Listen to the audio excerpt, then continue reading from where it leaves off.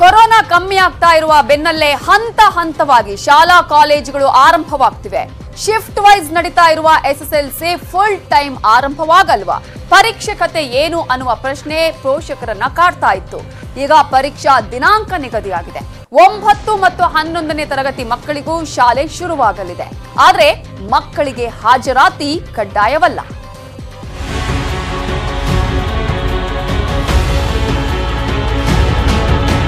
ಕಳೆದ ವರ್ಷ ಮಾರ್ಚ್ನಿಂದ ಶಿಕ್ಷಣ ಇಲಾಖೆ ಮೇಲೆ ಬಿದ್ದಿರೋ ಕೊರೋನಾ ಕರಿನೆರಳು ಕಮ್ಮಿ ಆಗಿಲ್ಲ. ಕಳೆದ 2020 ಸಾಲಿನ ಎಸ್ಎಸ್ಎಲ್ಸಿ ಮತ್ತು ದ್ವಿತೀಯ ಪಿಯು ಪರೀಕ್ಷೆ ಆರಂಭದಿಂದ ಶುರುವಾದ ಸಂಕಟ ಇನ್ನೂ ಮುಗಿದಿಲ್ಲ. ಆದರೂ ಕೊರೋನಾ ವಿರುದ್ಧದ ಹೋರಾಟದ ಜೊತೆಗೆ ಜೀವನವೂ ನಡಿಬೇಕು, ವಿದ್ಯಾಭ್ಯಾಸವೂ ಮುಂದುವರಿಬೇಕೆಂದು ಹಂತ ಹಂತವಾಗಿ ಶಾಲೆ ಕಾಲೇಜುಗಳ ಬಾಗಿಲು ತೆರೆಯಲಾಗ್ತಿದೆ. ಈಗಾಗಲೇ ಜನವರಿ 1ರಿಂದ ಎಸ್ಎಸ್ಎಲ್ಸಿ ಮತ್ತು ದ್ವಿತೀಯ ಪಿಯು ಆಫ್ಲೈನ್ ಕ್ಲಾಸ್ಗಳು ನಡೆಯುತ್ತಿದ್ದು, ಇದೀಗ ಎಸ್ಎಸ್ಎಲ್ಸಿ ಪರೀಕ್ಷೆ ವೇಳಾಪಟ್ಟಿ ನಿಗದಿಯಾಗಿದೆ. ಎಸ್ಎಸ್ಎಲ್ಸಿ ಪರೀಕ್ಷೆ ತಾತ್ಕಾಲಿಕ ವೇಳಾಪಟ್ಟಿ ಪ್ರಕಟ. ಜೂನ್ 14ರಿಂದ 25ರವರೆಗೆ ಪರೀಕ್ಷೆ ನಿಗದಿ. ಇಷ್ಟು ದಿನ ಆಫ್ಲೈನ್ ಕ್ಲಾಸ್ ಯಾವಾಗ ಆರಂಭವಾಗುತ್ತೆ ಅಂತ ಕಾಯ್ತಿದ್ದ ವಿದ್ಯಾರ್ಥಿಗಳಿಗೆ ಇದೀಗ ಪರೀಕ್ಷೆ ಟೆನ್ಷನ್. ಸದ್ಯ ಟೀಮ್ ವೈಸ್ ಎಸ್ಎಸ್ಎಲ್ಸಿ ಶಾಲೆಗಳು ನಡೆಯುತ್ತಿದ್ದು, ಪರೀಕ್ಷೆ ದಿನಾಂಕವನ್ನ ಎದುರು ನೋಡುತ್ತಿದ್ದ ಮಕ್ಕಳಿಗೆ ಎಕ್ಸಾಮ್ ಡೇಟ್ ಅನೌನ್ಸ್ ಆಗಿದೆ. ತಾತ್ಕಾಲಿಕವಾಗಿ ಪರೀಕ್ಷೆ ದಿನಾಂಕ ನಿಗದಿಯಾಗಿದ್ದು, ಜೂನ್ 16ರಿಂದ ಜೂನ್ 25ರವರೆಗೆ ಪರೀಕ್ಷೆ ನಿಗದಿ ಮಾಡಲಾಗಿದೆ. ಪರೀಕ್ಷೆಯ ಮೊದಲ ದಿನ ಜೂನ್ 14 ಪ್ರಥಮ ಭಾಷೆ ಪರೀಕ್ಷೆ ನಡೆಯಲಿದೆ. ಜೂನ್ 16ರಂದು ಗಣಿತ ಸಬ್ಜೆಕ್ಟ್ ಇದ್ರೆ, ಜೂನ್ 18ರಂದು ದ್ವಿತೀಯ ಭಾಷೆ ಪರೀಕ್ಷೆ ನಡೆಯಲಿದೆ. ಜೂನ್ 21ರಂದು ವಿಜ್ಞಾನ ವಿಷಯದ ಪರೀಕ್ಷೆ ನಡೆಯಲಿದೆ. ಜೂನ್ 23ರಂದು ತೃತೀಯ ಭಾಷೆ ಎಕ್ಸಾಮ್ ನಡೆಯಲಿದ್ದು, ಜೂನ್ 25ರಂದು ಕೊನೆ ದಿನ ಸಮಾಜ ವಿಜ್ಞಾನ ಪರೀಕ್ಷೆ ನಡೆಯಲಿದೆ. ಇಂದು ನಡೆದ ಶಿಕ್ಷಣ ಇಲಾಖೆ, ಆರೋಗ್ಯ ಇಲಾಖೆ ಹಾಗೂ ಕೋವಿಡ್ ತಾಂತ್ರಿಕ ಸಲಹಾ ಸಮಿತಿಯ ಸಭೆಯಲ್ಲಿ ಈ ನಿರ್ಧಾರ ತೆಗೆದುಕೊಳ್ಳಲಾಗಿದೆ. 2021ರ ಎಸ್ಎಲ್ಸಿ ವಾರ್ಷಿಕ ಪರೀಕ್ಷೆಯ ತಾತ್ಕಾಲಿಕ ವೇಳಾಪಟ್ಟಿ 14/6/2021ರಿಂದ 25/6/2021ರವರೆಗೆ ನಡೆಸಲು ತೀರ್ಮಾನಿಸಲಾಗಿದೆ. ಹೋದ ವರ್ಷ ನಮ್ಮ ಎಸ್ಎಲ್ಸಿ ಪರೀಕ್ಷೆನ ಜೂನ್ 25 ಪ್ರಾರಂಭ ಮಾಡಿದ್ರು. ಈ ವರ್ಷ ಜೂನ್ 25 ಮುಗಿಸ್ಬೇಕು ಅಂತ ನಮ್ಮ ಟೈಮ್ ಟೇಬಲ್ ಇರೋದು. ಸೊ ಪ್ರಥಮ ಭಾಷೆ ಮತ್ತೆ ಕೋರ್ ಸಬ್ಜೆಕ್ಟ್ಸ್ಗೆ 3.25 ಗಂಟೆ ಇರ್ತದೆ. ದ್ವಿತೀಯ ಮತ್ತು ತೃತೀಯ ಭಾಷೆಗೆ 3 ಗಂಟೆ ಇರುತ್ತೆ. ಈ ವೇಳಾಪಟ್ಟಿ ಏನು ಘೋಷಿಸಿದ್ದೀವಿ, ಇದಕ್ಕೆ ಅಭ್ಯರ್ಥಿಗಳು ಯಾರಾದರೂ ಕೂಡ ಆಕ್ಷೇಪಣೆ ಸಲ್ಲಿಸಬೇಕು ಅಂತಂದ್ರೆ 28/1/2021ರಿಂದ ಫೆಬ್ರವರಿ 26ವರೆಗೆ ಅವರಿಗೆ ಸಮಯಾವಕಾಶ ನೀಡಲಾಗಿದೆ. ಫೆಬ್ರವರಿ 1ರಿಂದ 9 ಮತ್ತು 11ನೇ ತರಗತಿ ಆರಂಭ. 9ರಿಂದ 12ನೇ ತರಗತಿವರೆಗೆ full class. SSLC second PU ತರಗತಿಗಳೇನೋ ಓಪನ್ ಆಗಿವೆ. ಆದರೆ 9ನೇ ಮತ್ತು 11ನೇ ತರಗತಿಗಳು ಯಾವಾಗ ಓಪನ್ ಆಗುತ್ತೆ ಅನ್ನೋ ಪ್ರಶ್ನೆಗೆ ಉತ್ತರ ಸಿಕ್ಕಿದೆ. ಫೆಬ್ರವರಿ 1ರಿಂದಲೇ 9 ಮತ್ತು 11ನೇ ಕ್ಲಾಸ್ ವಿದ್ಯಾರ್ಥಿಗಳು ಕೂಡ ಶಾಲೆಯತ್ತ ಮುಖ ಮಾಡಲಿದ್ದಾರೆ. ಇಷ್ಟು ದಿನ ಶಿಫ್ಟ್ ವೈಸ್ ನಡೆಯುತ್ತಿದ್ದ ಎಸ್ಎಸ್ಎಲ್ಸಿ ಸೇರಿದಂತೆ 9ರಿಂದ 12ನೇ ತರಗತಿಯವರೆಗೆ ಸೋಮವಾರದಿಂದಲೇ ಫುಲ್ ಟೈಮ್ ಕ್ಲಾಸ್ ನಡೆಯಲಿದೆ. ಫೆಬ್ರವರಿ 1ನೇ ತಾರೀಕಿಂದ ಹೈಸ್ಕೂಲಿನ 9ನೇ class, SSLC, first PUC, second PUC ಇದು ಪೂರ್ತಿ ದಿನ ಇನ್ಮೇಲೆ ನಡೆಯುತ್ತೆ. ಅರ್ಧ ದಿನ ನಡೆಯೋದಿಲ್ಲ. 6ರಿಂದ 8ನೇ ತರಗತಿವರೆಗೆ ವಿದ್ಯಾಗಮ ಯೋಜನೆ. ಹಾಜರಾತಿ ಮೇಲೆ ಪ್ರಾಥಮಿಕ ಶಾಲೆ ಭವಿಷ್ಯ ನಿರ್ಧಾರ. ಈಗಾಗಲೇ ಇರುವಂತೆ 6ರಿಂದ 8ನೇ ತರಗತಿವರೆಗೆ ವಿದ್ಯಾಗಮ ನಡೆಯಲಿದೆ. ಆದರೆ ಪ್ರಾಥಮಿಕ ಶಾಲೆಗಳನ್ನು ತೆರೆಯುವಂತೆ ಪೋಷಕರಿಂದ ಒತ್ತಡ ಬರ್ತಿದ್ದು, ಈ ಬಗ್ಗೆ ಮುಂದಿನ ದಿನಗಳಲ್ಲಿ ನಿರ್ಧಾರ ಮಾಡಲಾಗುತ್ತೆ. 9ರಿಂದ 12ನೇ ತರಗತಿವರೆಗೆ ಮಕ್ಕಳ ಹಾಜರಾತಿ ನೋಡಿಕೊಂಡು ಫೆಬ್ರವರಿ 2ನೇ ವಾರ ಮತ್ತೆ ಸಭೆ ಸೇರಿ ಅಂತಿಮ ನಿರ್ಧಾರ ತೆಗೆದುಕೊಳ್ಳಲಾಗುತ್ತೆ. 1ನೇ ತರಗತಿಯಿಂದ ಶಾಲೆ ತೆರೆಯುವ ಬಗ್ಗೆ ಮುಂದಿನ ದಿನಗಳಲ್ಲಿ ತೀರ್ಮಾನ ಮಾಡಲಾಗುತ್ತೆ. 6ರಿಂದ 8ನೇ ಕ್ಲಾಸ್ವರೆಗೂ ನಾವೇನು ವಿದ್ಯಾಗಮ ಮಾಡ್ತಾ ಇದ್ದೀವಿ ಅದು ಅದೇ ರೀತಿ ಮುಂದುವರಿಯುತ್ತೆ.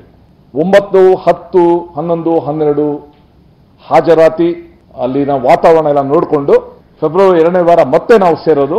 ಉಳಿದ ತರಗತಿಗಳನ್ನ ಪ್ರಾರಂಭ ಮಾಡೋದ್ರ ಬಗ್ಗೆ ಅವತ್ತು ನಿರ್ಧಾರ ಮಾಡೋದು ಅಂತ ತಾಂತ್ರಿಕ ಸಲಹಾ ಸಮಿತಿಯವರು ನಮಗೆ ಸಲಹೆ ನೀಡಿದ್ದಾರೆ. ಸದ್ಯ ರಾಜ್ಯದಲ್ಲಿ ಕೊರೋನಾ ಸೋಂಕು ಕಡಿಮೆ ಆಗ್ತಿದ್ದು, ಹಂತ ಹಂತವಾಗಿ ಶಾಲೆಗಳು ಆರಂಭವಾಗ್ತಿವೆ. ಇದೀಗ ಎಸ್ಎಸ್ಎಲ್ಸಿ ಪರೀಕ್ಷೆ ನಿಗದಿಯಾಗಿದ್ದು, ವಿದ್ಯಾರ್ಥಿಗಳು ಈಗಲಿಂದಲೇ ರೆಡಿಯಾಗಬೇಕಿದೆ. ಹರ್ಷವರ್ಧನ್ ಜೊತೆ ಶರಣು ಹಂಪಿ, ನ್ಯೂಸ್ 18 ಕನ್ನಡ, ಬೆಂಗಳೂರು. ತರಗತಿಗಳೇನೋ ಹಂತ ಹಂತವಾಗಿ ಆರಂಭವಾಗ್ತಿವೆ. ಆದ್ರೆ ಈ ಮಧ್ಯೆ ಮತ್ತೊಂದು ಸಮರ ಶುರುವಾಗಿದೆ. ಖಾಸಗಿ ಶಾಲಾ ಶುಲ್ಕ ನಿಗದಿ ವಿಚಾರದಲ್ಲಿ ಕದನ ಮುಂದುವರೆದಿದೆ. ಪೋಷಕರು ಎಷ್ಟೇ ಬಾರಿ ಸರ್ಕಾರದ ವಿರುದ್ಧ ಪ್ರತಿಭಟಿಸಿದರೂ ಪ್ರಯೋಜನವಾಗ್ತಿಲ್ಲ. ಖಾಸಗಿ ಶಾಲೆ ಧನದಾಹಿತನದ ವಿರುದ್ಧ ಪೋಷಕರು ಮತ್ತೊಮ್ಮೆ ಹೋರಾಟಕ್ಕಿಳಿದಿದ್ದಾರೆ. ಸಚಿವರ ವಿರುದ್ಧ ತಿರುಗಿ ಬಿದ್ದಿದ್ದಾರೆ. ಖಾಸಗಿ ಶಾಲೆಗಳಿಗೆ ಲೂಟಿ ಮಾಡ್ಕೊಳ್ಳಕ್ಕೆ ಅವಕಾಶ ಮಾಡಿಕೊಡ್ತಾ ಇದ್ದಾರೆ. ಯಾವುದೇ ಮಗು ಶಿಕ್ಷಣದಿಂದ ವಂಚಿತ ಆಗಬಾರದು. ಶಾಲೆಗಳ ಆರಂಭ ಸೇರಿದಂತೆ ಪರೀಕ್ಷೆ ನಡೆಸೋದು ಸರ್ಕಾರಕ್ಕೆ ಒಂದು ಸವಾಲಾಗಿದೆ. ಈ ಸವಾಲು ಹಾಗೂ ಕೊರೋನಾ ಸಂಕಷ್ಟದ ನಡುವೆ ಶಿಕ್ಷಣ ಸಚಿವರ ವಿರುದ್ಧ ಸಮರವೊಂದು ನಡೀತಾ ಇದೆ. ಖಾಸಗಿ ಶಾಲೆಗಳಿಗೆ ಶುಲ್ಕ ನಿಗದಿ ಮಾಡದೇ ಇರೋದ್ರಿಂದ ಸ್ಕೂಲ್ಗಳು ಫೀಸ್ ಪೀಕಲು ರಣಹದ್ದುಗಳಂತೆ ಕಾಯ್ತಿವೆ. ಕೊರೋನಾ ಕಷ್ಟಕಾಲದ ನಡುವೆಯೂ ಪೂರ್ತಿ ಫೀಸ್ ಕೇಳ್ತಾ ಇರೋ ಶಾಲೆಗಳಿಗೆ ಶುಲ್ಕ ನಿಗದಿ ಮಾಡಬೇಕು ಅಂತ ಪೋಷಕರು ನಿರಂತರವಾಗಿ ಪ್ರತಿಭಟಿಸುತ್ತಿದ್ದಾರೆ. ಭಾನುವಾರ ಪೋಷಕರ ಹೋರಾಟ ತೀವ್ರ ಸ್ವರೂಪ ಪಡೆಯಲಿದೆ. ಇಂದಿನ ಸಭೆಯಲ್ಲೂ ನಿಗದಿಯಾಗಲಿಲ್ಲ ಶಾಲಾ ಶುಲ್ಕ. ಜನವರಿ 31ರಂದು ಪೋಷಕರ ಬೃಹತ್ ಪ್ರತಿಭಟನೆ. ಕೊರೋನಾ ಕಷ್ಟಕಾಲದ ಮಧ್ಯೆ ಕೆಲಸವಿಲ್ಲದೆ ಆರ್ಥಿಕ ಸಂಕಷ್ಟದಿಂದ ಕೇಳ್ದಷ್ಟು ಫೀಸ್ ಕಟ್ಟಲು ಸಾಧ್ಯವಿಲ್ಲ ಅನ್ನೋದು ಪೋಷಕರ ವಾದ. ಅಲ್ಲದೆ ಇದುವರೆವಿಗೂ ಶಾಲೆ ಆರಂಭವಾಗದೆ ಆನ್ಲೈನ್ ಕ್ಲಾಸ್ ನಡೀತಾ ಇವೆ. ಹೀಗಿದ್ರೂ ಪೂರ್ತಿ ಫೀಸ್ ಕೇಳ್ತಾ ಇರೋ ಶಾಲೆಗಳ ವಿರುದ್ಧ ಕೆರಳಿ ಕೆಂಡವಾಗಿರೋ ಪೋಷಕರು ಹೋರಾಟಕ್ಕೆ ಉಗ್ರ ರೂಪ ಕೊಡಲಿದ್ದಾರೆ. ಇಂದಿನ ಸಭೆಯಲ್ಲೂ ಶುಲ್ಕ ನಿಗದಿಯಾಗದೇ ಇರೋದ್ರಿಂದ ಜನವರಿ 31ರ ಭಾನುವಾರ ಪೋಷಕರು ಬೃಹತ್ ಮಟ್ಟದಲ್ಲಿ ಸಚಿವರ ವಿರುದ್ಧ ಸಮರಕ್ಕಿಳಿಯೋದು ಫಿಕ್ಸ್ ಆಗಿದೆ. ಶಿಕ್ಷಣ ಸಚಿವರು ಕಾಲಹರಣ ಮಾಡ್ತಾ ಇದ್ದಾರೆ. ಒಂದು ಫೀಸ್ ಫಿಕ್ಸೇಷನ್ ಈ ವರ್ಷಕ್ಕೆ ಮಾಡೋದಕ್ಕೆ ಮೀನಾಮೇಷವನ್ನ ಹೇಳಿಸ್ತಾ ಇದ್ದಾರೆ.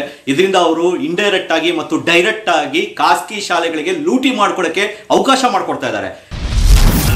ಶಾಲಾ ಶುಲ್ಕ ನಿರ್ಧಾರ ಸಿಎಂ ಕೈನಲ್ಲಿ. ಸಿಎಂ ಜೊತೆ ಚರ್ಚಿಸಿ ಅಂತಿಮ ತೀರ್ಮಾನ. ಇವತ್ತಿನ ಶಿಕ್ಷಣ ಇಲಾಖೆ ಸಭೆಯಲ್ಲಿ ಶುಲ್ಕ ನಿಗದಿಯಾಗುತ್ತೆ ಅಂತ ಪೋಷಕರು ಭಾರಿ ನಿರೀಕ್ಷೆ ಇಟ್ಕೊಂಡಿದ್ರು. ಆದ್ರೆ ಈ ನಿರೀಕ್ಷೆ ಹುಸಿಯಾಗ್ತಿದ್ದಂತೆ ಭಾನುವಾರ ಭಾರಿ ಸಂಖ್ಯೆಯಲ್ಲಿ ಪೋಷಕರು ಸಚಿವರ ವಿರುದ್ಧ ಸಿಡಿದೇಳಲಿದ್ದಾರೆ. ಆದ್ರೆ ಈ ಬಗ್ಗೆ ರಿಯಾಕ್ಟ್ ಮಾಡಿದ ಶಿಕ್ಷಣ ಸಚಿವ ಸುರೇಶ್ ಕುಮಾರ್, ನಾವು ಪೋಷಕರ ಪರವಾಗಿ ನಿಂತಿದ್ದೀವಿ. ಶಾಲಾ ಶುಲ್ಕ ನಿಗದಿ ಬಗ್ಗೆ ಸಮತೋಲಿತ ನಿರ್ಧಾರ ತೆಗೆದುಕೊಳ್ಬೇಕಾಗಿದೆ.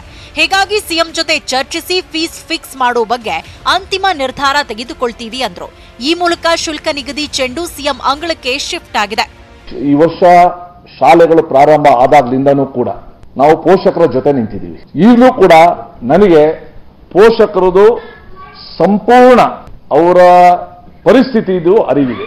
ಅನೇಕ ಖಾಸಗಿ ಶಾಲೆಗಳಲ್ಲಿ ಆ ಶಾಲಾ ಶಿಕ್ಷಕರು ವೇತನ ಇಲ್ಲದೇನೆ ಅಥವಾ ವೇತನ ಅರ್ಧಕ್ಕೆ ತಗೊಂಡು ಅಥವಾ ಕೆಲಸನೇ ಕಳ್ಕೊಂಡು ಇರುವ ಪರಿಸ್ಥಿತಿನೂ ಕೂಡ ಗೊತ್ತಿದೆ.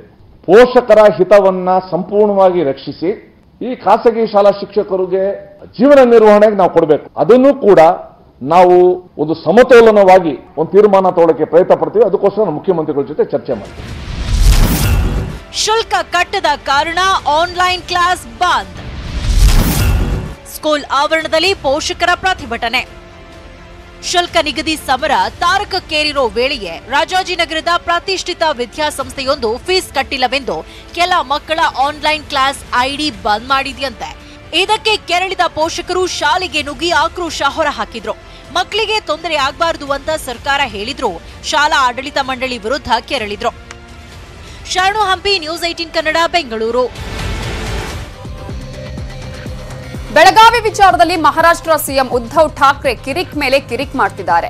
ಮರಿ ಠಾಕ್ರೆ ಹೀಗೆ ಒಮ್ಮೆಲೆ ಇಷ್ಟೊಂದು ಆಕ್ರಮಣಕಾರಿ ಧೋರಣೆ ತೋರೋದಕ್ಕೆ ಅಸಲಿ ಕಾರಣವೇ ಬೇರೆ.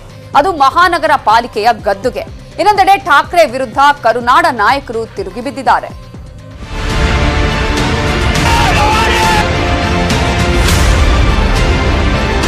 ಮಹಾನಗರ ಪಾಲಿಕೆ ಮುಂಭಾಗ ಧ್ವಜಸ್ತಂಭ ಮಾಡಿದಾಗ್ಲಿಂದಲೂ ಎಂಇಎಸ್ ಹಾಗೂ ಶಿವಸೇನೆ ಬೆಳಗಾವಿ ಗಡಿ ಬಗ್ಗೆ ಖ್ಯಾತೆ ತೆಗಿತಾನೆ ಇದೆ.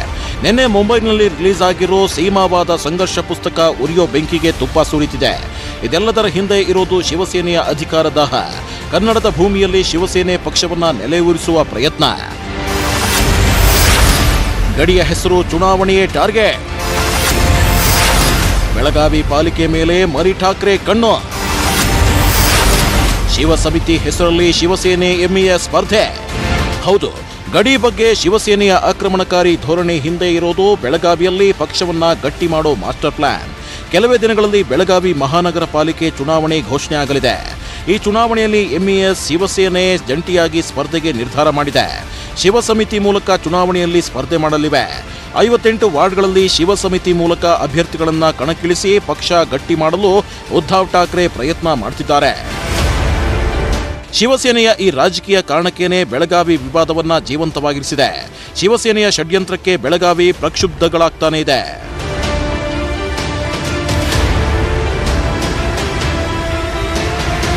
ಮೊದಲು ಕನ್ನಡ ಧ್ವಜಸ್ತಂಭಕ್ಕೆ ವಿರೋಧ ಮಾಡಿದ್ರು. ಅದರ ಬೆನ್ನಲ್ಲೇ ಗಡಿಗೆ ಬಂದಿದ್ದ ಶಿವಸೇನೆಯವರು ಪುಂಡಾಟ ಮಾಡಿದ್ರು. ಪೊಲೀಸರ ಜೊತೆ ಸಂಘರ್ಷಕ್ಕೆ ಇಳಿದಿದ್ರು. ಆ ಬೆನ್ನಲ್ಲೇ ಠಾಕ್ರೆ ಟ್ವೀಟ್ ಕಿಚ್ಚು ಹಚ್ಚಿತ್ತು. ನಿನ್ನೆ ಮಹಾರಾಷ್ಟ್ರದ ನಾಯಕರೆಲ್ಲ ಸೇರಿ ಮುಂಬೈನಲ್ಲಿ ಕರ್ನಾಟಕ ಮಹಾರಾಷ್ಟ್ರ ಸೀಮಾವಾದ ಸಂಘರ್ಷ ಅನಿ ಸಂಕಲ್ಪ ಹೆಸರಿನ ಪುಸ್ತಕ ರಿಲೀಸ್ ಮಾಡಿ ಮತ್ತಷ್ಟು ಕಿರಿಕ್ ಮಾಡಿದ್ರು. ಇದೇ ವೇದಿಕೆಯಲ್ಲಿ ಮಹಾರಾಷ್ಟ್ರ ಸಿಎಂ ಉದ್ಧವ್ ಠಾಕ್ರೆ ಬೆಳಗಾವಿ ಕೇಂದ್ರಾಡಳಿತ ಪ್ರದೇಶ ಆಗ್ಬೇಕಂತ ಹೇಳಿ ಕನ್ನಡ ಅಸ್ಮಿತೆಯನ್ನ ರೊಚ್ಚಿಗೆಬ್ಬಿಸಿದ್ದಾರೆ. ಅಲ್ಲದೆ ಬೆಳಗಾವಿಯಲ್ಲಿ ಮರಾಠಿ ಜನಪ್ರತಿನಿಧಿಗಳೇ ಆಯ್ಕೆ ಆಗ್ಬೇಕಂತ ಹೇಳಿ ತಮ್ಮ ಅಧಿಕಾರ ದಾಹವನ್ನ ಪರೋಕ್ಷವಾಗಿ ಹೊರಹಾಕಿದ್ದಾರೆ. जमाना जो होता मला परत तिकडनं मराठी आमदार निवडून आलेले पाहिजेत. बेळगावमधनं माझा मराठी माणूसच निवडून आला पाहिजे. बेळगावचा महापुरा मराठी होतो, महाराष्ट्रामध्ये येत नाही तोपर्यंत आपण शांत बसणार नाही अशी प्रतिज्ञा आणि शपथ घेऊन प्रत्येक पाऊल धीराने. ಉದ್ಧವ್ ಉದ್ದಟತನಕ್ಕೆ ಸಿಡಿದಿದ್ದ ಕರುನಾಡು. ಸಿಎಂ ಠಾಕ್ರೆಗೆ ರಾಜ್ಯ ನಾಯಕರ ತಿರುಗೇಟು. ಬೆಳಗಾವಿ ಬಗ್ಗೆ ಕಿಡಿ ಹಚ್ಚಿರೋ ಮರಿ ಠಾಕ್ರೆ ವಿರುದ್ಧ ಕನ್ನಡಿಗರು ಕೆಂಡಾಮಂಡಲರಾಗಿದ್ದಾರೆ. ಬೆಳಗಾವಿಯಲ್ಲಿ ಬೀದಿಗಿಳಿದು ಪ್ರತಿಭಟಿಸುತ್ತಿದ್ದಾರೆ. ಇನ್ನು ನಮ್ಮನ್ನಾಳುವ ನಾಯಕರು ಕೂಡ ಮಹಾರಾಷ್ಟ್ರ ಸಿಎಂ ಆಡಿರೋ ಅಧಿಕ ಪ್ರಸಂಗದ ಮಾತಿಗೆ ಸಾಲು ಸಾಲಾಗಿ ತಿರುಗೇಟು ಕೊಟ್ಟಿದ್ದಾರೆ. ಮುಂಬೈಯನ್ನು ಕರ್ನಾಟಕಕ್ಕೆ ಸೇರಿಸಬೇಕು, ಅದು ಕರ್ನಾಟಕ ಸೇರುವವರೆಗೆ ಮುಂಬೈಯನ್ನು ಕೇಂದ್ರಾಡಳಿತ ಪ್ರದೇಶ ಮಾಡಬೇಕು ಅಂತ ಹೇಳಿ ನಾನು ಕೇಂದ್ರ ಸರ್ಕಾರಕ್ಕೆ ಒತ್ತಾಯ ಮಾಡ್ತೇನೆ. ಮಹಾರಾಷ್ಟ್ರದಲ್ಲಿರೋಂಥ ಕನ್ನಡಿಗರು ಎಲ್ಲೆಲ್ಲಿದ್ದಾರೋ ಅದಷ್ಟು ಕೂಡ ಕರ್ನಾಟಕಕ್ಕೆ ಸೇರಿಸಬೇಕು ಅಂತ ನಾವು ಕೇಳಬೇಕಾ? ಅವರು ಈ ರೀತಿ ಹೇಳೋದು ಯಾವುದೇ ರೀತಿ ಅಧಿಕಾರ ಇಲ್ಲ. ಆ ರೀತಿ ಹೇಳಿದ್ದಕ್ಕೆ ನಾವು ಕೈ ಕಟ್ಟಿ ಕೂತ್ಕೊಳ್ಳೋ ಅಂಥವ್ರಲ್ಲ. ಅವರೇನಾದರೂ ಭಾಳ ಬಾಲ ಬಿಚ್ಚಿದ್ರೆ ನಾವು ಕೈ ಕಟ್ಟಿ ಕೂತ್ಕೊಳ್ಳೋದಿಲ್ಲ. ನಾವು ಅದಕ್ಕೆ ತಕ್ಕವಾದಂಥ ಉತ್ತರವನ್ನು ಕೊಡೋದಕ್ಕೆ ತಯಾರಿದ್ದೀವಿ. ನಮ್ಮ ನೆಲ ಏನಿದೆ ಅದರ 1 ಇಂಚನ್ನು ನಾವು ಬಿಟ್ಟುಕೊಡೋದಿಲ್ಲ. ಇವತ್ತು ಮಹಾರಾಷ್ಟ್ರದ ಗಡಿ ವಿವಾದವನ್ನು ಪ್ರಚಾರಕ್ಕೋಸ್ಕರ ತಗೊಳ್ತಾ ಇದ್ದಾರೆ. ಈ ರಾಜ್ಯದ ಯಾವುದೇ ನೆಲ, ಯಾವುದೇ ಇಂಚು ಅದು ಕರ್ನಾಟಕದ ನೆಲ, ಕನ್ನಡದ ನೆಲ. ಇದನ್ನು ಬಿಟ್ಟುಕೊಡುವ ಪ್ರಶ್ನೆ ಇಲ್ಲ. ಅವರು ಬಹಳ ಎಚ್ಚರಿಕೆಯಿಂದ ಮಾತಾಡಬೇಕು ಅಂತ ಹೇಳಿ. ಕರ್ನಾಟಕ ಮಹಾರಾಷ್ಟ್ರ ಗಡಿ ವಿವಾದ ಹೀಗೆ ಉರಿಯೋಕೆ ಕಾರಣ ಬೆಳಗಾವಿ ಪಾಲಿಕೆ ಚುನಾವಣೆ ಅನ್ನೋದು ಅಕ್ಷರಶಃ ಸತ್ಯ. ಈ ಷಡ್ಯಂತ್ರದಲ್ಲಿ ನಮ್ಮ ನೆಲದ ಕೆಲವರು ಭಾಗಿಯಾಗಿರೋದಂತೂ ದುರಂತ. ಇದು ಓಲೈಕೆ ರಾಜಕಾರಣವನ್ನ ಬಿಟ್ಟು ಯೋಚಿಸಬೇಕಾದ ಸಮಯ. ಕ್ಯಾಮರಾಮನ್ ಪ್ರವೀಣ್ ಜೊತೆಗೆ Chandrakant Sugandhi, news 18 Kannada, Belagavi. Rebel BJP MLA Yatnal CM ವಿರುದ್ಧ ಮತ್ತೆ ಸಿಡಿದೆದ್ದಿದ್ದಾರೆ. ಬಿಎಸ್ವೈ ಮಗನಿಗೂ ಮಾತಿನ ಏಟು ಕೊಟ್ಟಿದ್ದಾರೆ. ಸ್ವಾಮೀಜಿಗೂ ಕುಟುಕಿದ್ದಾರೆ. ಮಂತ್ರಿಯೊಬ್ಬರಿಗೂ ಮಾತಿನಲ್ಲೇ ಗುನ್ನ ಕೊಟ್ಟಿದ್ದಾರೆ. ಸ್ವಪಕ್ಷೀಯರನ್ನೇ ಹಿಗ್ಗಾ ಮುಗ್ಗಾ ಜಾಡಿಸಿದ್ದಾರೆ. ಹಾಗಿದ್ರೆ ಯತ್ನಾಳ್ ಮತ್ತೆ ರೆಬೆಲ್ ಆಗಿರೋದು ಯಾಕೆ? ಸಿಎಂ ಅವರಿಗೆ ಲಿಂಗಾಯತರು ಹೋಟ್ ಎಟ್ಟಬೇಕು. ಕೇಂದ್ರ ಸರ್ಕಾರಕ್ಕೆ ಬ್ಲಾಕ್ ಮೇಲ್ ಮಾಡ್ಲಿಕ್ಕೆ ಲಿಂಗಾಯತರಿಗೆ 500 ಕೋಟಿಯಲ್ಲಿ ಬದ್ನಿಕಾಯಿ ಕೊಡ್ತಾರೆ. ಅವ್ರದ್ದು ಹೆಸರು ತೆಗಿಬೇಡ್ರಿ. ಅವರಲ್ಲಿ ರಾಜಾ ಹುಲಿಗೆ ವ್ಯಾಪಾರ ಕೂತು ಚರ್ಚೆ ಮಾಡಿ ಕತ್ತಿ ಕಾಲಕತ್ತಾರ. ಬೆಂಗಳೂರಿನಾಗ ಮಜಾ ಮಾಡ್ಲಾಕತ್ತಾರ. ಒಂದೊಂದು ಮಾತು ಸಿಡಿಗುಂಡುಗಳೇ. ಸಂಪುಟ ವಿಸ್ತರಣೆ ಬಳಿಕ ಸಿಎಂ ಬಿಎಸ್ವೈ ವಿರುದ್ಧ ಬುಸುಗುಟ್ಟಿದ್ದ ಬಸನಗೌಡ ಪಾಟೀಲ್ ಯತ್ನಾಳ್ ಆ ಬಳಿಕ ಸ್ವಲ್ಪ ದಿನ ಸೈಲೆಂಟ್ ಆಗಿದ್ರು. ಪಕ್ಷದ ವರಿಷ್ಠರ ಎಚ್ಚರಿಕೆಗೆ ಯತ್ನಾಳ್ ಮಣದ್ರ ಅನ್ನೋ ಅನುಮಾನ ಕಾಡಿತ್ತು. ಆದರೆ ಸೈಲೆಂಟ್ ಆಗಿದ್ದ ಯತ್ನಾಳ್ ಇವತ್ತು ಏಕಾಏಕಿ ಮತ್ತೆ ವೈಲೆಂಟ್ ಆಗಿದ್ದಾರೆ. ಸಿಎಂ ವಿರುದ್ಧ ಹಿಗ್ಗಾಮುಗ್ಗಾ ವಾಗ್ದಾಳಿ ನಡೆಸಿದ್ದಾರೆ. ಪಂಚಮಸಾಲಿ ಪಾದಯಾತ್ರೆಯ ವೇಳೆ ಮಾತಿನಲ್ಲೇ ಬೆಂಕಿ ಕಾರಿದ್ದಾರೆ. ಸಿಎಂ ಅವರಿಗೆ ಲಿಂಗಾಯತರು ಹೋಟ್ ಎಟ್ಟಬೇಕು. ಹಿಂದುಳಿದ ಇದಕ್ಕೆ ಸೇರಿಸ್ತೀನಿ ಅಂತ ಹೇಳಿ ಮಾನ್ಯ ವೀರಶೈವ ಲಿಂಗಾಯತ ಸೇರಿಸಿದ್ರು. ಅದು ಕಾನೂನಾತ್ಮಕ ಇತ್ತ. ಕೇವಲ ಕೇಂದ್ರ ಸರ್ಕಾರಕ್ಕೆ ಬ್ಲಾಕ್ ಮೇಲ್ ಮಾಡಲಿಕ್ಕೆ ಅವರು ವೀರಶೈವ ಲಿಂಗಾಯತರು ದುರುಪಯೋಗ ತಗೋತಾ ಇದ್ದಾರೆ. ನಿಜವಾಗಿಯೂ ಮುಖ್ಯಮಂತ್ರಿಗಳಿಗೆ ವೀರಶೈವ ಲಿಂಗಾಯತರಿಗೆ ಹಿಂದುಳಿದ ವರ್ಗ ಸೇರಿಸಬೇಕಾಗಿದ್ರೆ ಅದಕ್ಕೆ ಆದಂಥ ಕೆಲವೊಂದು ಕಾನೂನು ನಿಯಮಗಳಿವೆ. ಅಲ್ಲಿಂದ ಪ್ರಾರಂಭ ಆಗಬೇಕು.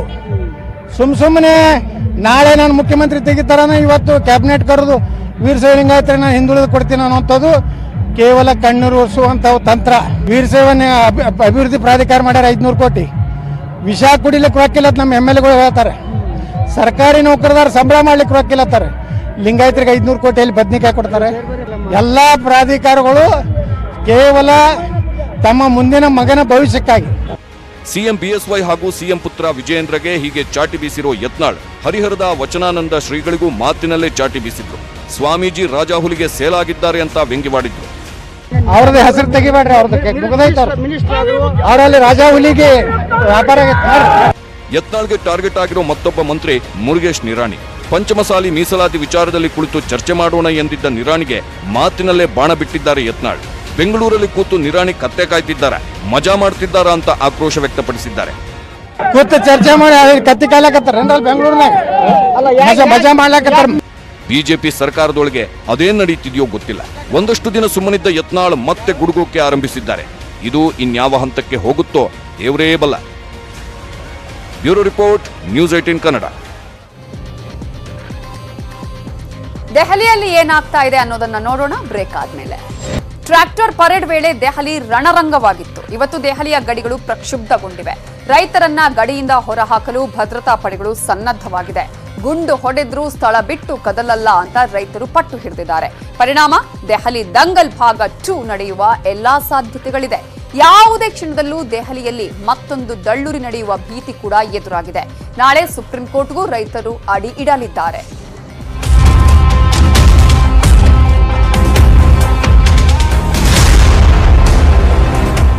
ಟ್ರಾಕ್ಟರ್ ಪರೇಡ್ನಲ್ಲಿ ಹಿಂಸಾಚಾರ ನಡೆದ ಬೆನ್ನಲ್ಲೇ ರೈತರು ಬೀಡು ಬಿಟ್ಟಿರೋ ದೆಹಲಿಯ ಗಡಿಗಳು ಪ್ರಕ್ಷುಬ್ಧಗೊಂಡಿದೆ.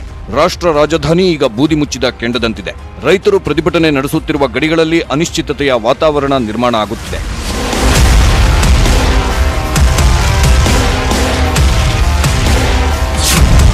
ಜಾಗ ಖಾಲಿ ಮಾಡಿಸಲು ಸರ್ಕಾರ ಆದೇಶ. ಗುಂಡು ಹೊಡೆದರೂ ಕದಲಲ್ಲ ಎಂದ ರೈತರು. ಗಾಜಿಯಾಬಾದ್ ಗಡಿಯಲ್ಲಿ ಪ್ರತಿಭಟನೆ ಮಾಡುತ್ತಿರುವ ರೈತರನ್ನು ಇಂದು ರಾತ್ರಿಯೊಳಗೆ ಜಾಗ ಖಾಲಿ ಮಾಡಿಸುವಂತೆ ಅಲ್ಲಿನ ಜಿಲ್ಲಾಧಿಕಾರಿ ಆದೇಶ ಮಾಡಿದ್ದಾರೆ. ಸಾರ್ವಜನಿಕರಿಗೆ ತೊಂದರೆಯಾಗ್ತಿದೆ ಅಂತ ದೂರು ಬಂದ ಹಿನ್ನೆಲೆಯಲ್ಲಿ ಡಿಸಿ ಈ ಆದೇಶ ಹೊರಡಿಸಿದ್ದಾರೆ. ಸದ್ಯ ಗಾಜಿಯಾಬಾದ್ ಗಡಿಯಲ್ಲಿ ಬೀಡು ಬಿಟ್ಟಿರೋ ಪೊಲೀಸ್ ಪಡೆ ರೈತರನ್ನ ಜಾಗ ಖಾಲಿ ಮಾಡಿಸೋಕೆ ಪ್ರಯತ್ನ ಮಾಡ್ತಿದೆ. ಆದ್ರೆ ಗುಂಡು ಹೊಡೆದರೂ ನಾವು ಜಾಗ ಖಾಲಿ ಮಾಡಲ್ಲ ಅಂತ ಗಾಜಿಯಾಬಾದ್ ಗಡಿಯಲ್ಲಿರೋ ರೈತರು ಪಟ್ಟು ಹಿಡಿದು ಕೂತಿದ್ದಾರೆ.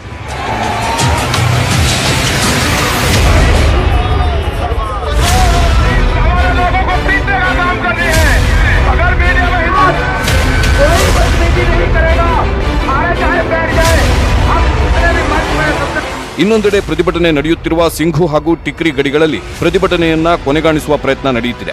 ಪ್ರತಿಭಟನಾಕಾರರು ಮತ್ತು ಸ್ಥಳೀಯರ ನಡುವೆ ಘರ್ಷಣೆ ಆಗಬಹುದೆಂದು 3 ಕಡೆ ಹೆಚ್ಚಿನ ಭದ್ರತೆ ವ್ಯವಸ್ಥೆ ಮಾಡಲಾಗಿದೆ. ಹೀಗೆ ಹೋರಾಟಕ್ಕೆ ಸಂಚಕಾರ ಆಗುವ ಸುಳಿವು ಗೋಚರಿಸುತ್ತಿವೆ. ಆದರೆ ಹೋರಾಟ ಮುಂದುವರಿಯಲಿದೆ ಅಂತ ರೈತ ನಾಯಕರು ಹೇಳಿದ್ದಾರೆ. ದೆಹಲಿ ಗಲಭೆ, ದೇಶದ್ರೋಹ, ಯುಎಪಿಎ ಕೇಸ್. ರೈತ ನಾಯಕರಿಗೆ ಪೊಲೀಸರಿಂದ ನೋಟಿಸ್. ಮೊನ್ನೆ ನಡೆದ ದೆಹಲಿ ಹಿಂಸಾಚಾರದ ಸಂಬಂಧ ದೇಶದ್ರೋಹ ಹಾಗೂ ಯುಎಪಿಎ ಕಾಯ್ದೆಯಡಿಯೂ ಪೊಲೀಸರು ಕೇಸ್ ದಾಖಲಿಸಿಕೊಂಡಿದ್ದಾರೆ. ಅಲ್ಲದೆ ಹಿಂಸಾಚಾರದ ಸಂಬಂಧ ರೈತ ಪ್ರತಿಭಟನೆಯ ನೇತೃತ್ವ ವಹಿಸಿರೋ ರೈತ ಮುಖಂಡರಿಗೆ ದೆಹಲಿ ಪೊಲೀಸರು ನೋಟಿಸ್ ಜಾರಿ ಮಾಡಿದ್ದಾರೆ.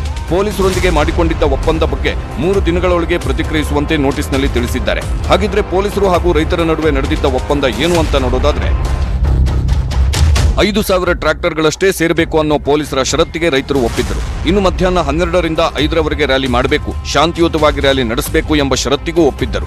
ಇನ್ನು ದೆಹಲಿ ಹೊರವಲಯದಲ್ಲಷ್ಟೇ ಪರೇಡ್ ಮಾಡಬೇಕು, ಪ್ರತ್ಯೇಕ ಟೀಮ್, ಅದಕ್ಕೆ ಒಬ್ಬ ಮುಖಂಡ ಇರಬೇಕು ಅನ್ನೋ ಕಂಡೀಷನ್ಗೂ ಒಪ್ಪಿದ್ದರು. ಪರೇಡ್ ವೇಳೆ ಶಸ್ತ್ರಾಸ್ತ್ರಗಳನ್ನ ತರುವಂತಿಲ್ಲ, ಅನಾಹುತವಾದರೆ ಅದಕ್ಕೆ ಮುಖಂಡನೇ ಹೊಣೆ, ಎಲ್ಲವನ್ನ ಲಿಖಿತ ರೂಪದಲ್ಲಿ ಬರೆದುಕೊಡಬೇಕು ಎಂಬ ಪೊಲೀಸರ ಷರತ್ತಿಗೆ ರೈತರು ಓಕೆ ಅಂದಿದ್ದರು.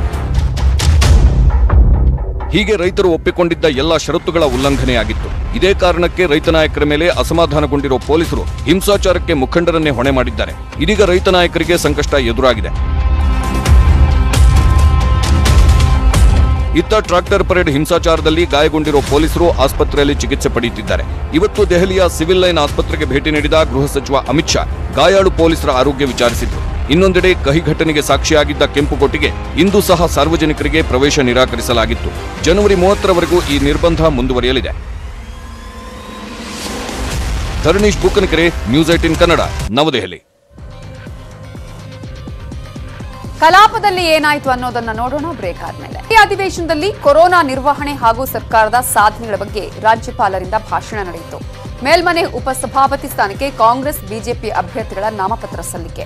ಬಿಜೆಪಿ ಜೆಡಿಎಸ್ ದೋಸ್ತಿ ಬಗ್ಗೆ ಗೊತ್ತಿದ್ರೂ ತನಗೆ ಪರಿಷತ್ನಲ್ಲಿ ಸಂಖ್ಯಾಬಲದ ಕೊರತೆ ಇದ್ರೂ ನಾಮಪತ್ರ ಸಲ್ಲಿಸಿ ಜೆಡಿಎಸ್ ಬಂಡವಾಳ ಬಿಚ್ಚಿಡಲು ಮುಂದಾಗಿದೆ ಕಾಂಗ್ರೆಸ್.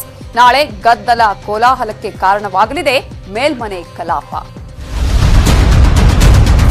प्रधानमंत्री गरीब कल्याण अन्न योजना के तहत ಭಾಷಣದಲ್ಲಿ ಸ್ಪಷ್ಟತೆ ಇರಬೇಕು. खाद्य सुरक्षा सुनिश्चित की है. ಇದು ಒಂದು ಸುಳ್ಳಿನ ಕಂತೆ. ರಾಜ್ಯಪಾಲರ ಭಾಷಣದೊಂದಿಗೆ ರಾಜ್ಯ ವಿಧಾನಮಂಡಲದ ಅಧಿವೇಶನ ಆರಂಭವಾಗಿದೆ. ಎಂದಿನಂತೆ ಕಳಪೆ ಭಾಷಣ ಅಂತ ವಿಪಕ್ಷ ಕಾಂಗ್ರೆಸ್ ಟೀಕೆ ಮಾಡಿದೆ. मेरी सरकार ने प्रधानमंत्री गरीब कल्याण अन्न योजना के तहत सभी के लिए खाद्य सुरक्षा सुनिश्चित की है. ಭಾಷಣದಲ್ಲಿ ಸ್ಪಷ್ಟತೆ ಇರಬೇಕು. ಸರ್ಕಾರದ ನಿಲುವು, ಸರ್ಕಾರದ ಯೋಜನೆಗಳು. ಆದ್ರೆ ಈ ಭಾಷಣ ನೋಡಿದಾಗ ಅವ್ಯಾವು ಕೂಡ ಕಾಣಿಸಲ್ಲ ಅಲ್ಲಿ. ಇದು ಒಂದು ಸುಳ್ಳಿನ ಕಂತೆ. ರಾಜ್ಯ ಇವತ್ತು 10 ವರ್ಷ ಹಿಂದೂಕೊಂಡೋಗ್ಬಿಟ್ಟಿದೆ ಅಭಿವೃದ್ಧಿನಲ್ಲಿ. ರಾಜ್ಯಪಾಲ ವಜುಭಾಯಿ ವಾಲಾ ಜಂಟಿ ಸದನವನ್ನ ಉದ್ದೇಶಿಸಿ ಭಾಷಣ ಮಾಡುವಾಗ ಕಾಂಗ್ರೆಸ್ ಸದಸ್ಯರು ಭಿತ್ತಿಪತ್ರ ಹಿಡ್ಕೊಂಡು ವಿರೋಧ ಮಾಡಿದ್ರು. ಬೆಳಗಾವಿಯಲ್ಲಿ ಚಳಿಗಾಲದ ಅಧಿವೇಶನ ನಡೆಸಿಲ್ಲ, ಇದರಿಂದ ಉತ್ತರ ಕರ್ನಾಟಕ ನಿರ್ಲಕ್ಷ್ಯ ಮಾಡಲಾಗಿದೆ ಅಂತ ಸರ್ಕಾರದ ವಿರುದ್ಧ ಧಿಕ್ಕಾರ ಕೂಗಿದ್ರು. ಕಾಂಗ್ರೆಸ್ ಸದಸ್ಯರ ವಿರೋಧದ ನಡುವೆಯೇ ರಾಜ್ಯಪಾಲರು ರಾಜ್ಯ ಸರ್ಕಾರ ಸಾಧನೆಗಳನ್ನ ಕೊಂಡಾಡಿದ್ರು. राज्य सरकार कल्याण संस्थाओं ने 8,919 निवासियों को 10 किलोग्राम चावल और 5 किलोग्राम गेहूं मुफ्त उपलब्ध कराया है. ಅಧಿವೇಶನದ ನಡುವೆಯೇ ಉಪಸಭಾಪತಿ ಸ್ಥಾನಕ್ಕೆ ನಾಳೆ ಚುನಾವಣೆ ನಡೆಯಲಿದೆ. ಬಿಜೆಪಿ ಅಭ್ಯರ್ಥಿಯಾಗಿ ಪ್ರಾಣೇಶ್ ನಾಮಪತ್ರ ಸಲ್ಲಿಸಿದ್ರೆ ಕಾಂಗ್ರೆಸ್ನಿಂದ ಕೆಸಿ ಕೊಂಡಯ್ಯ ನಾಮಪತ್ರ ಸಲ್ಲಿಸಿದ್ದಾರೆ. ಈಗಾಗಲೇ ಪರಿಷತ್ ಗದ್ದುಗೆಗೆ ಬಿಜೆಪಿ ಹಾಗೂ ಜೆಡಿಎಸ್ ಕೈಜೋಡಿಸಿದ್ದು, ಜೆಡಿಎಸ್ನ ಬಸವರಾಜ ಹೊರಟ್ಟಿಗೆ ಸಭಾಪತಿ, ಬಿಜೆಪಿಯ ಪ್ರಾಣೇಶ್ಗೆ ಉಪಸಭಾಪತಿ ಸ್ಥಾನ ನೀಡಲು ತೀರ್ಮಾನವಾಗಿದೆ. ಹೀಗಿದ್ರೂ ಉಪಸಭಾಪತಿ ಸ್ಥಾನಕ್ಕೆ ಕಾಂಗ್ರೆಸ್ ತನ್ನ ಅಭ್ಯರ್ಥಿಯನ್ನ ಕಣಕ್ಕಿಳಿಸಿದೆ. ಪಕ್ಷದ ಹಿರಿಯರು, ಪಕ್ಷದ ತೀರ್ಮಾನ, ಹಾಗೆ ಮುಖ್ಯಮಂತ್ರಿಗಳು, ಮಂತ್ರಿಗಳು ಎಲ್ಲರ ತೀರ್ಮಾನದಂತೆ ನಡೆದಿದೆ. ನನಗೆ ಉಪಸಭಾಪತಿಯ ಸ್ಥಾನವನ್ನು ನೀನು ತಗೊಳ್ಬೇಕು, ನೀನು ನಿಭಾಯಿಸಬೇಕು ಅನ್ನುವಂಥದ್ದನ್ನು ಹೇಳಿದರೆ ನಾನು ಅಷ್ಟಕ್ಕೆ ಸ್ಥಿಮಿತವಾಗಿದ್ದೇನೆ. ಮೇಲ್ಮನೆಯಲ್ಲಿ ಕಾಂಗ್ರೆಸ್ಗೆ ಸಂಖ್ಯಾಬಲದ ಕೊರತೆ ಇದೆ. ಹೀಗಿದ್ರೂ ತನ್ನ ಅಭ್ಯರ್ಥಿಯನ್ನ ಕಣಕ್ಕೆ ಇಳಿಸಿರೋದು ಗೆಲ್ಲೋಕೆ ಅಲ್ಲ, ಜೆಡಿಎಸ್ ಪಕ್ಷವನ್ನ ತೆಗೆಳೋಕೆ. ಜಾತ್ಯತೀತ ಪಕ್ಷ ಎಂದು ಜೆಡಿಎಸ್ ಪಕ್ಷದ ನಾಯಕರ ಪ್ರಚಾರಕ್ಕೆ ತಿರುಗೇಟುಕೊಳ್ಳಲು ಸಿದ್ದರಾಮಯ್ಯ ಈ ತಂತ್ರ ರೂಪಿಸಿದ್ದಾರೆ. ಉಪಸಭಾಪತಿ ಆಯ್ಕೆ ಸಂದರ್ಭದಲ್ಲಿ ಚರ್ಚೆ ಆಗುವಾಗ ಜೆಡಿಎಸ್ ಬಿಜೆಪಿ ಬಿ ಟೀಮ್ ಎಂದು ಬಿಂಬಿಸಲು ಪ್ಲಾನ್ ಮಾಡಿದ್ದು, ಅದರಂತೆ ನಾಳೆ ಜೆಡಿಎಸ್ ಹಾಗೂ ಬಿಜೆಪಿ ವಿರುದ್ಧ ಟೀಕಾ ಪ್ರಹಾರ ನಡೆಸಲು ಸಿದ್ದರಾಮಯ್ಯ ರೆಡಿಯಾಗಿದ್ದಾರೆ. ಜೆಡಿಎಸ್ನವರು ಸೆಕ್ಯುಲರ್ ಪಾರ್ಟಿ ನಾವು ಅಂತ ಹೇಳ್ಕೊಂಡು ಎಲ್ಲಾ ಕಡೆ ತಮಟೆ ಹೊಡಿತಾರೆ. ಜಾತ್ಯತೀತ ಪಕ್ಷ ನಮ್ದು. ಸಿದ್ದರಾಮಯ್ಯನವರು ರಾಹುಲ್ ಗಾಂಧಿ ಅವ್ರ ಕೈಲಿ ಜನತಾದಳನ ಬಿಜೆಪಿಯ ಬಿ ಟೀಮ್ ಅಂತ ಹೇಳಿಸ್ಬಿಟ್ರು ಅಂತೆಲ್ಲ ಹೇಳ್ತಾ ಇರ್ತಾರೆ. ಅದು ಒಂದು ಪೊಲಿಟಿಕಲ್ ಪಾರ್ಟಿ ಜೆಡಿಎಸ್, ಬಿಜೆಪಿ ಒಂದು ಪೊಲಿಟಿಕಲ್ ಪಾರ್ಟಿ, ಕಾಂಗ್ರೆಸ್ ಒಂದು ಪೊಲಿಟಿಕಲ್ ಪಾರ್ಟಿ. ಚುನಾವಣೆಯಲ್ಲಿ ಅವ್ರು ಎಲ್ಲಿ ನಿಂತ್ಕೋತಾರೆ, ಯಾವ್ಯಾವ ಪೊಲಿಟಿಕಲ್ ಪಾರ್ಟಿ ಎಲ್ಲೆಲ್ಲಿ ನಿಲ್ತವೆ ಅಂತ ಗೊತ್ತಾಗಬೇಕಲ್ಲ, ಎಲ್ಲರ ಬಣ್ಣನು ಬಯಲಾಗಬೇಕಲ್ಲ. ಕಾಂಗ್ರೆಸ್ನ ಈ ತಂತ್ರಕ್ಕೆ ಬಿಜೆಪಿ ಹಾಗೂ ಜೆಡಿಎಸ್ ಕೂಡ ಪ್ರತಿತಂತ್ರ ರೂಪಿಸಿವೆ. ಉಪಸಭಾಪತಿ ಆಯ್ಕೆಗೂ ಮುನ್ನ ಸಭಾಪತಿ ಪ್ರತಾಪ್ ಚಂದ್ರ ಶೆಟ್ಟಿಗೆ ರಾಜೀನಾಮೆಗೆ ಆಗ್ರಹಿಸಲಿವೆ. ಒಂದು ವೇಳೆ ಅವರು ರಾಜೀನಾಮೆ ಕೊಡಲಿಲ್ಲ ಅಂದ್ರೆ ಕಾಂಗ್ರೆಸ್ ವಿರುದ್ಧ ಪ್ರತಿಟೀಕೆ ಮಾಡಲು ತಂತ್ರ ಮಾಡಿವೆ. ಹೀಗಾಗಿ ನಾಳಿನ ಮೇಲ್ಮನೆ ಕಲಾಪ ಕೋಲಾಹಲಕ್ಕೆ ವೇದಿಕೆ ಆಗೋದು ಗ್ಯಾರಂಟಿ. ಸಂಜಯ್ ಜೊತೆ ಕೃಷ್ಣ ಜೀವಿ, ನ್ಯೂಸ್ 18 ಕನ್ನಡ, ಬೆಂಗಳೂರು. ಇದು ಇವತ್ತಿನ ಅಗ್ರ ರಾಷ್ಟ್ರೀಯ ವಾರ್ತೆ. ಈಗ ಬಿಗ್ ಸ್ಟೋರಿ ಪ್ರಸಾರವಾಗುತ್ತೆ, ತಪ್ಪದೆ ನೋಡಿ. ನೋಡ್ತಾ ಇರಿ ನ್ಯೂಸ್ 18 ಕನ್ನಡ, ಜಾಲ ನಮ್ಮದು, ಬಲ ನಿಮ್ಮದು.